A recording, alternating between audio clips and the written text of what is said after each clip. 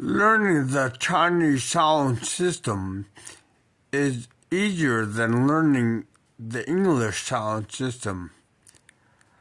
However, it's challenging because it's very different from that of English, so many people might consider it to be pretty hard.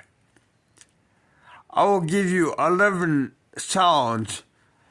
I'll say them all in the first tone.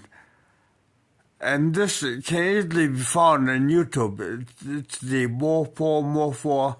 Here they are. Bo po mo fo. Da ta na la.